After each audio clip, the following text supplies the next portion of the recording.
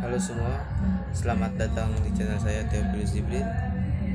Kali ini saya akan membacakan bab 3 yaitu yang berjudul Manusia dan Peradaban. Kita awali dari poin A, yaitu pengertian. Peradaban adalah suatu bentuk masyarakat atau kelompok budaya yang kompleks, dicirikan oleh ketergantungannya pada pertanian, perdagangan jarak jauh, pemerintahan berbentuk negara, adanya spesialisasi pekerjaan, kependudukan, dan stratifikasi kelas. Peradaban sering disamaartikan juga sebagai budaya, tetapi dalam definisi yang lebih banyak digunakan, istilah peradaban adalah sebuah istilah deskriptif untuk pertanian dan budaya perkotaan yang kompleks. Sekarang kita ke poin B, yaitu hakikat manusia.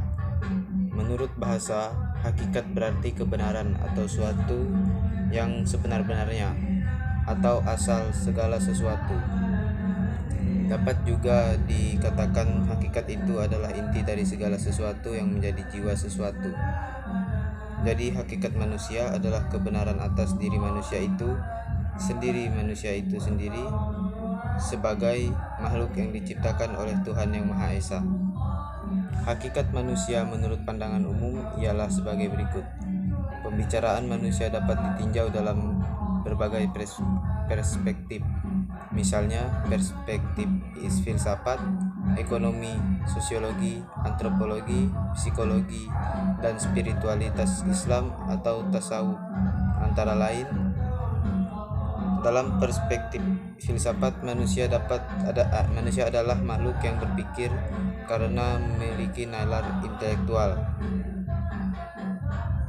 Dibagi menjadi 5: hakikat manusia, wujud dan potensi manusia. Dalam perspektif ekonomi, perspektif sosiologi, dan perspektif antropologi. Dalam perspektif psikologi, manusia adalah makhluk yang memiliki jiwa. Akan dibagi menjadi 8. Yang pertama, makhluk yang memiliki tenaga dalam yang dapat menggerakkan hidupnya untuk memenuhi kebutuhannya. Yang kedua, individu yang memiliki sifat rasional yang bertanggung jawab atas tingkah laku intelektual dan sosial. Yang ketiga, yang mampu mengarahkan dirinya ke tujuan yang positif. Yang keempat, makhluk yang dalam proses menjadi berkembang. Yang kelima, individu yang dalam hidupnya selalu melibatkan dirinya dalam usaha.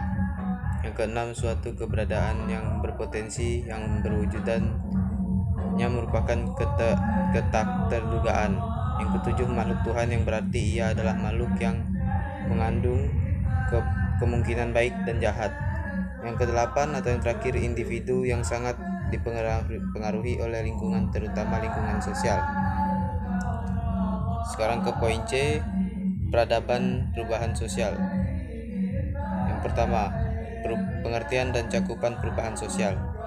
Perubahan sosial merupakan gejala yang melekat di setiap masyarakat. Perubahan kebudayaan mengarah pada perubahan unsur-unsur kebudayaan yang ada. Contoh kebudayaan sosial, perubahan peran seorang istri dalam keluarga modern.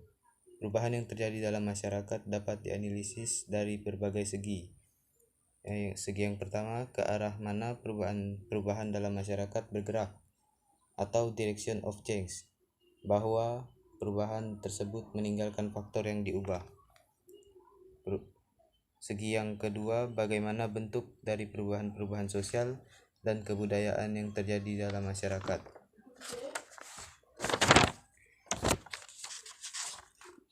Kita ke poin D, teori-teori mengenai pembangunan keterbelakangan dan ketergantungan. Teori dependensi atau ketergantungan. Teori perubahan menurut Social Moore, yaitu yang pertama evolusi rektilineal yang sangat sederhana. Yang kedua, evolusi melalui tahap-tahap. Yang ketiga, evolusi yang terjadi dalam tahap kelajuan yang tidak serasi. Yang keempat, evolusi bercabang yang mewujudkan perubahan. Yang kelima, evolusi menurut siklus-siklus tertentu dengan kemunduran jangka pendek. Yang keenam, siklus-siklus yang tidak mempunyai kecenderungan. Yang ketujuh, pertemuan logistis yang digambarkan oleh populasi. Yang kedelapan itu pertumbuhan logistis terbalik yang tergambar dan angka motivasi.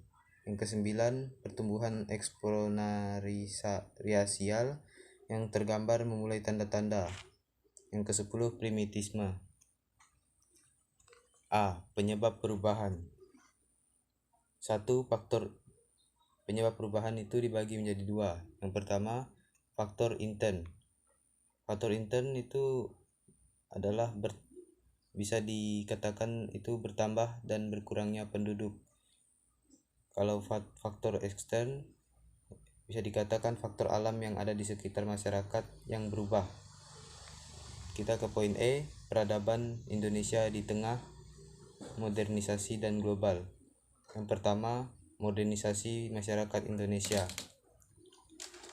A. Modernisasi yang di bidang teknologi dan ekonomi. B.